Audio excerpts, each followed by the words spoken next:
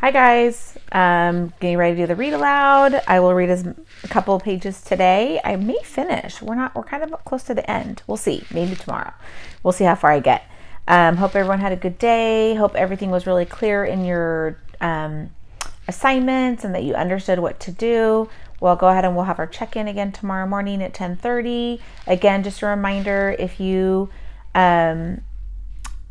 don't have any questions, just stay for the quick check-in and then you can log off and do what you need to do. Also, if you have any questions or you're going through anything, let me know. Email me on the side and I'll get back to you as quickly as I can. Okay? All right, so yesterday we left off. Today I'm going to start off with Jessica. Act 11, Scene 5. We dropped Lexi off first, then Jeffrey. I sat in the front passenger seat and Jeffrey sat in the back. Before he got out, I asked him, "You okay, Jeffrey?" "Yeah, I'm okay," he said. "Thanks for helping me in there." "Thanks, Miss Reitman." "You're welcome," we said together. "I'm sure everybody's wondering what's up with me," he said. "Don't worry, your secret is still safe," I said. Jeffrey opened the back of the door, but he didn't get out right away. "There's something I've been meaning to tell you, Jess. What happened to Terrupt isn't your fault. You need to stop thinking that it is." Jeffrey's words startled me. I did feel guilty. I'd roped Danielle and Anna into my wicked plan, which led to Peter's devastating snowball. "Then why did it happen, Jeffrey?" "I told you things happen for a reason, and I still don't know mine." "Neither do I," he said. "But not knowing the reason doesn't make it your fault." We sat quietly. Mom didn't say anything. I stared down at my hands. They longed for a book to hold. I fidgeted with my nails and cuticles instead. Then Jeffrey spoke again. "I know one thing, Jess." He had called me Jess twice now. "You've helped me. I haven't had someone to talk to in a long time." "Thanks." He climbed out of the car and shut the door. Before driving away, we saw Jeffrey's mom standing at the front door to his house, waiting for him. And she wasn't wearing pajamas. They hugged. Mom and I had tears in our eyes as we drove away. More of Mr. Terrupt at work. I just knew it. We hadn't driven very far before Mom broke the silence. "Jessica, I need to tell you some things that even adults have a hard time understanding. But I need you to try, okay?" I nodded and sat up straight in my seat to readjust my seatbelt. "I know you've been wrestling with the issue of whose fault Mr. Terrupt's accident is, as many of your classmates. Poor Peter's really struggling, and I'm afraid the only one that might help him is Mr. Terrupt." Mom slowed to the stop sign and looked both ways. "So whose fault is it?" I asked, my voice rising. Emotion can do that to you. Mom just went with the flow. She turned the car left and stepped on the accelerator. "Mr. Terrupt," she said. I looked out my window. I didn't want to hear it. "Look, Jessica, you don't have to agree with me, and not everyone will, but you need to hear me out. Let me explain." Slowly, reluctantly, I looked at her. I didn't want her to be right. "Thank you," she said. "I told you it wasn't going to be easy." We slowed at the red light. All those instances with Peter earlier on this year, and with Luke's plant concoction and all the other mischief, I think Mr. Terrupt handled them the way he did because he was trying to teach you guys some personal responsibility. The light turned and Mom pushed the gas. "But that's what cost him in the end. He let you play rough that day in the snow and hoped you wouldn't cross the line. But he made it your responsibility not to cross that line because he didn't intervene." "But how is that bad? Isn't that one of the reasons he was so special? Because he gave us those chances?" "Don't use the past tense, honey. He is special." "Fine," I said, annoyed, but glad to talk about him in the present. "But isn't it?" I was annoyed because I didn't want the conversation slowed. I wanted answers. I cracked my window suddenly hot. I let the wind hit me in my face. "It is indeed one of the reasons he's special. But in the end, you're still just kids, and asking you to assume that much responsibility isn't fair. You can't be expected to handle it all the time. So that's why it's his fault." Mom spoke so calmly. I knew she was trying to keep me from getting too upset. "It's his fault for asking us to act like adults when we're just kids," I said, restating Mom's argument. "Whereas if he had taken the responsibility off our hands by making us stop playing rough, then there probably would never have been a snowball thrown." I looked at Mom. "That's right, exactly," she said. "Well, I think that makes about as much sense as Dad and his airhead girlfriend." Our car swerved. Mom was in shock. We hadn't spoken about Dad in a while. but he and his girlfriend boiled to the surface of my upset feelings. Plus, I have a strong vocabulary and could have probably selected a nicer word for her, though I doubt I could have chosen a more accurate one. So now if Mr. Terrupt gets better, he's going to get in trouble? Is that right too? Not necessarily, Mom said, and watch your language. Besides, to say airhead is a bit redundant, though I'll agree the new woman in your dad's life is a bit of an airhead. The car slowed and Mom pulled into our driveway. She put the car into park and turned it off. I undid my seatbelt. Jessica, I've spoken to Mrs. Williams and to some of the other parents and adults of the school on several different occasions. We've been talking because we're worried about how you're all doing with this. Nobody wants to see Mr. Terrupt get in trouble, including Mrs. Williams and the school. Everybody knows he's a great teacher. We all just want him to get better. Mom leaned over and gave me a hug. I hugged her back.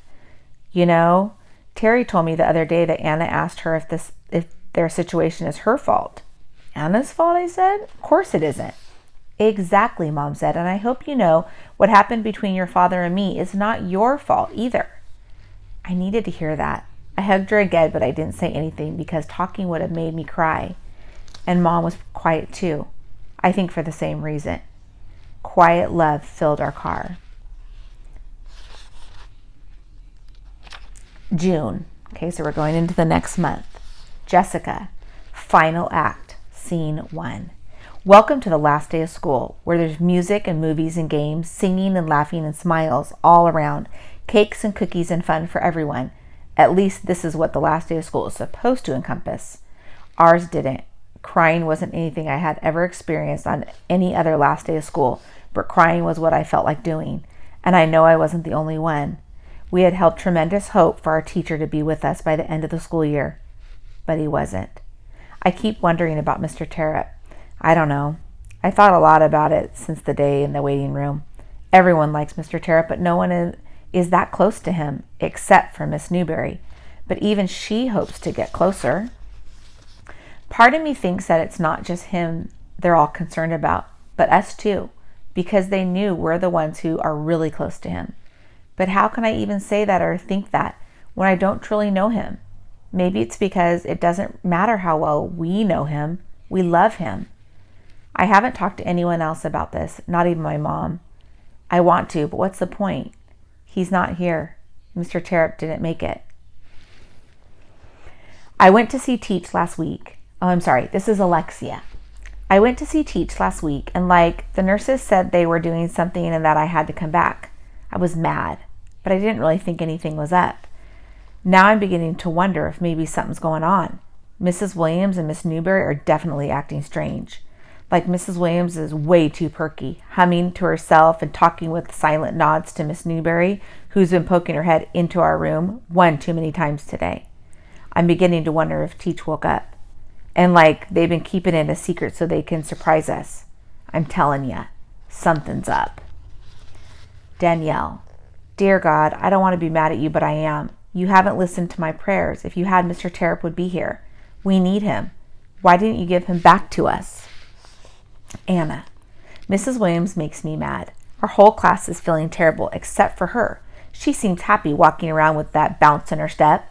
I even heard her humming at one point, but she quickly stopped when she realized I had noticed. Is she really that happy to get this year over with?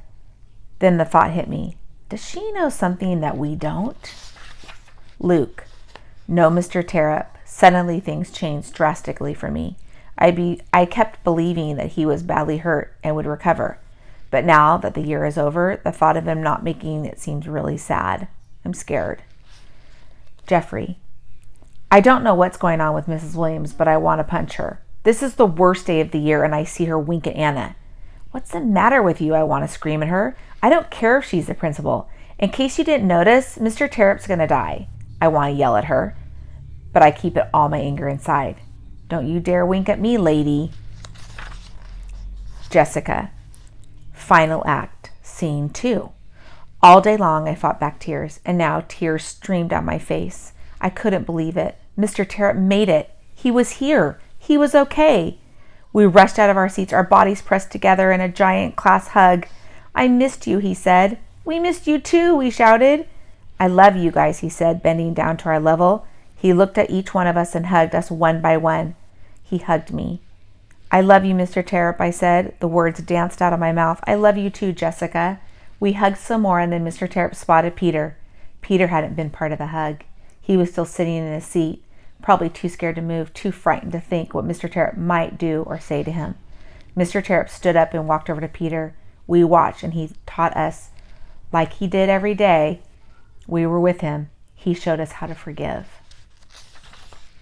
Luke. Mrs. Williams spoke up. Boys and girls, I do have one announcement before I leave you with your teacher. She smiled. The school board has decided that next year will be an experimental year. We're going to try looping in one classroom. What's that? Anna asked. Looping is when a class and a teacher move on to the next grade together, Miss Williams said. It got quiet fast, real quiet. Hold your breath quiet. Was everybody wondering the same thing? I looked around. Jessica smiled and nodded at me. Boys and girls, next year, your class will be looping, Mrs. Williams said. With Mr. Terrupt? Anna asked. Yes, Mr. Terrupt answered. We jumped and screamed and hooted and hollered. I saw Mrs. Williams heading toward the door. I ran over to her. Mrs. Williams, I said as she was about to leave. She turned around. Yes, Luke?